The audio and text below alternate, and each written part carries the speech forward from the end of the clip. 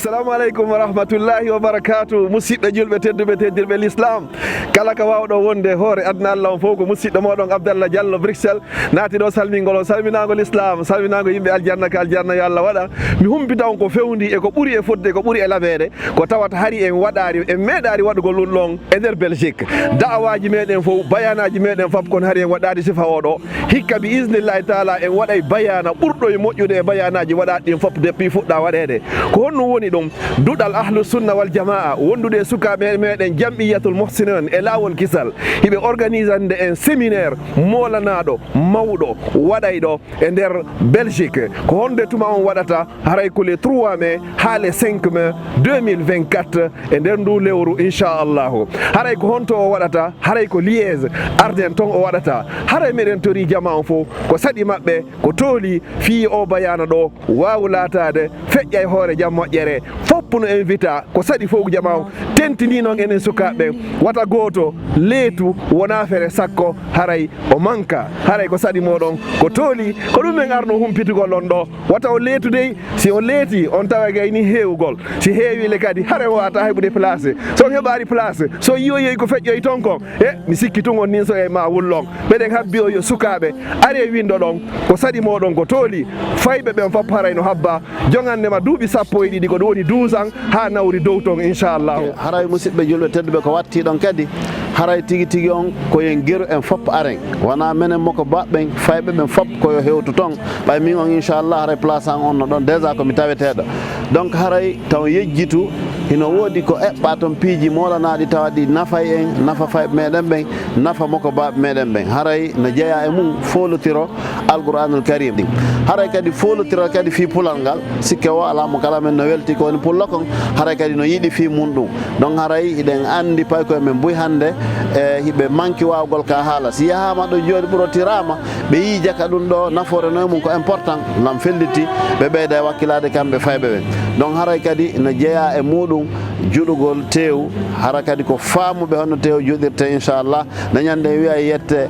dialloɓe fo taɓe nafo yoɓe artu law so Allah jaaɓi haray ɓe haray tewde ñande inchallah e ko watti ɗon kadi haray inchallah ɗen mari waaju molanagu taway ngu kadi ko nafay ngu en luttay ngu e batte hara ko karmokoɓe kadi molanaɓe tigui tigui arata wajano en ɗon haray ko ɗum waɗi meɗen nodda on fopp yon hewtu haray mi ɓeyda andintingol wondema ka diina hinaka juulirde tun ka hatti ko ɗum waɗi simin heeɓi ngo miijo ye yahu e o nokkure Arden Liège fawen fottugol ton holliren kadi enen kadi kon woni fina tawaji men ɗin kon woni fimen e ndiɗo leydi kono hara koye nder cadre diina kan hara yaltali ka diina ko ɗum waɗi haray imamuɓe ɓe mawɓe ɓen fopp hino invita inchallah e ngal tummodiral ɗon hay goto wata tultu wata leetu inchallah haray ɗo ko rerɗingol duuɗe meɗen ɗen Belgique fof fuɗɗandema e duuɗe meɗen ɗen e Bruxelles ɗo ha naɓi Liège Anvers naɓi Gand Kortrijk naɓi Hasselt Mechelen naɓi Charleroi naɓi Verviers ha hewte duɗal men hesal ngal Namur rerɗingol ɓeɗo fof ɓe wawa addude pay koy e ɓe windo e si ɓe windike ko noon haray e jonnata en avantage par ce que haray ɓay ko ara noon ɗum ni ɗum ɗo wawa e suusinde pay koye meɗen koy ɓayɗen andi ko wolte kon ton haɗa koye wondiri e fiddina meɗen kan haray ɗe reɗina duuɗe meɗen ɗe fof Belgique ɓe wattu hakkille ɗum ɗo ɓe wakkiɗo ɓe reɗɗina jama on fi ɓe wawa arde ɓe windo haray fi watta en heɓoyi e sattede ɓay en jonni konngol fi ƴettugol château on haray ɗen andi ko nokkure laɓade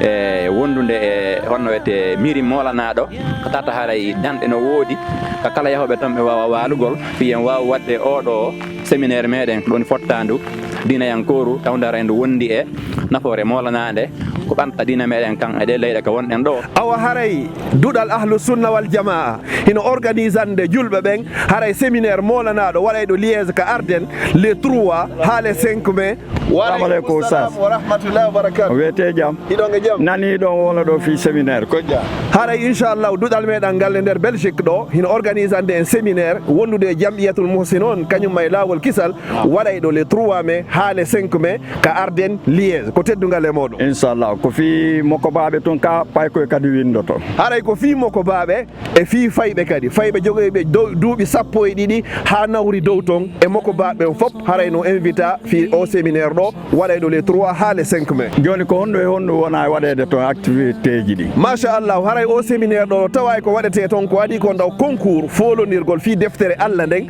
ko hikki ɗon kay watte kadi concours kadi fi wawgol ɗengal meɗen ngal ko mo ɓuuri wawde ɗengal meɗen ngal no tawa e muɗum kay ko waɗeto kay concours ko honno goɗɗo wawata heɓirgol gandal no tawa e muɗum kadi fi eltugol ɓandu nun kadi ɓe hiɓe inni wo alaqlu salim fil jismi salim haray hakkille timmuɗe selluɗe koye ɓandu sellude haray riyada ko sunna waɗgol sport on ɗi activité ji to fof waɗete toon e o séminaire waɗay ɗo les 3 ha les 5 mai ko organise ɗum ko duɗal ahlu sunna wal jamaa e nder Belgique wondude e jamiyatul muslimin kañumma e laawol kisal kono ɗum ɗo wona wintorede machallah jakka hari han joni o windaki haray kala faalaɗo windade haray himo wawi jokkodirde e ɓeeɗo so jokkodiri e ɓeeɗo o wawa windade haray noon place ji ɗin haray ko happaɗi si on tigui leyti tawa lanni inchallah yiidu explique nanmi konno windirte haray yeehe yiidon e ɓeeɗo kisan inchallah ɓe humpita on haray ko honno wawete haray windade kala faalaɗo windade yo jokkodire ɓeeɗo ɓe yeetomo sartiji ɗin e ko honno windirte place ji ɗin noon ko happaɗi